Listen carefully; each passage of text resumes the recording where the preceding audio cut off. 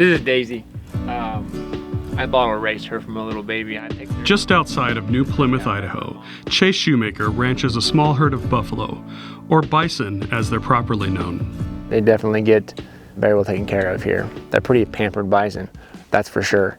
And in my opinion, a happy bison makes a good bison, and it comes to steaks. So happy bison make good meat. It's become more and more popular. Shoemaker sells his bison to area shops and restaurants, and at farmers markets, something that has become more common as buying local has become more important to many consumers. But operations like his are too small for larger meat processing plants.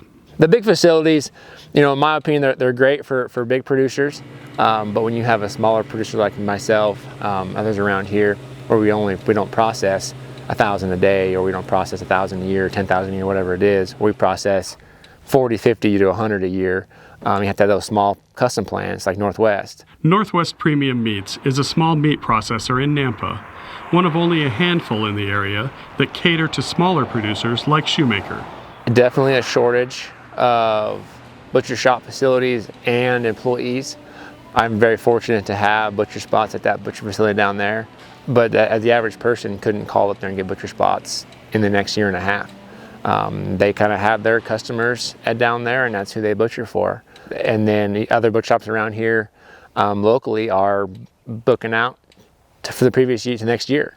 Some places are 14, 18 months out now if you want to process animals down there. So a huge shortage of facilities and employees as well. Right now I'm down to from where I would like to be. I'd actually like to have probably 3 or 4 additional employees just to have that so people could go on vacation and have coverage. Elliott Tolbert is the plant operations manager at Northwest Premium Meats and says people aren't learning the trade like they used to. There's really not, outside of like the apprenticeships, there's really not anybody out there pushing it like they used to. My mom, when she was a kid, learned how to cut meat in high school, right? They had a little butchery. It is harder to find people with experience and training because there aren't many out there. I think this year I'm projected to add 600 to 800 head into my schedule this year, on top of what we've done last year, which was 30% more than the year before that.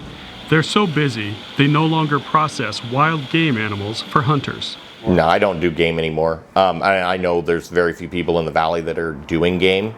There's no time, no employees. Tolbert says they're cutting 15 to 20 head a day here at Northwest, compared to 1,500 or more at a nearby larger plant.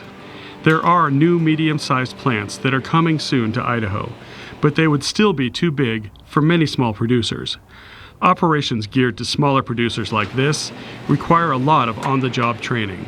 You still have to have somebody that knows what they're doing, how to do it, has the right equipment, the food safety background.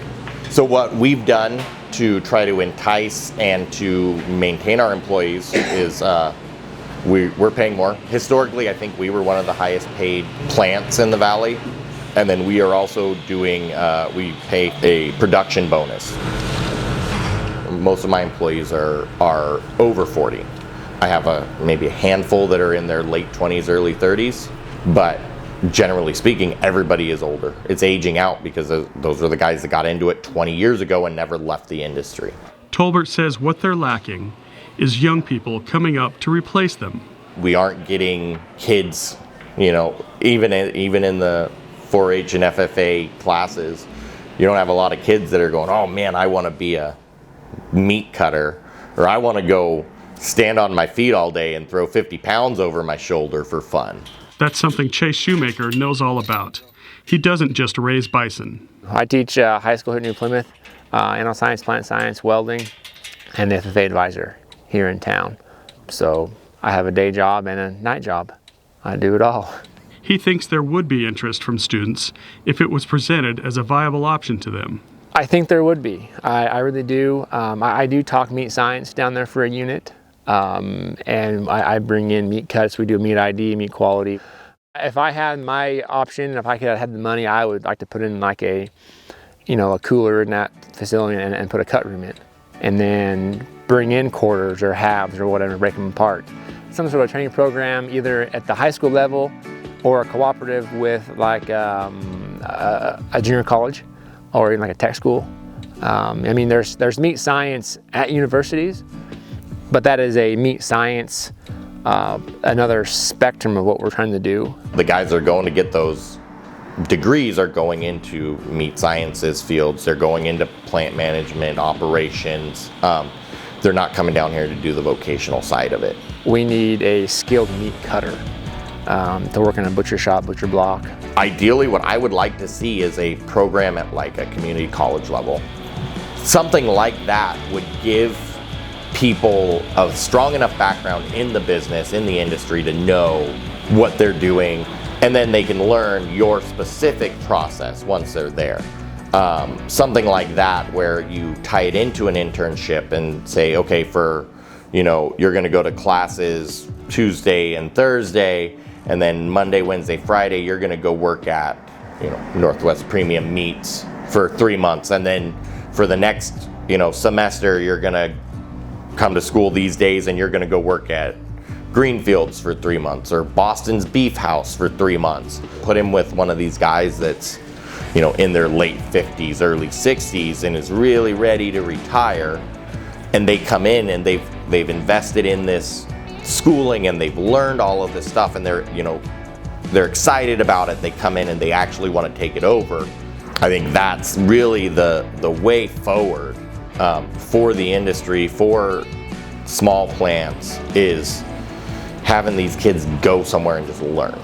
We have to have the labor, we have to have the expertise, right? And then we have to fund it. There's so many options that we could entertain, whatever would work to get those employees in there. It's a pretty good gig. There's benefits involved. Definitely a demand. If you had an experienced meat cutter right now, I know 4 places that would hire you today. We have to have that cooperation between some butcher shops around, some sort of intern program. On-job hours and training is very, very important as well. It's kind of a work in progress.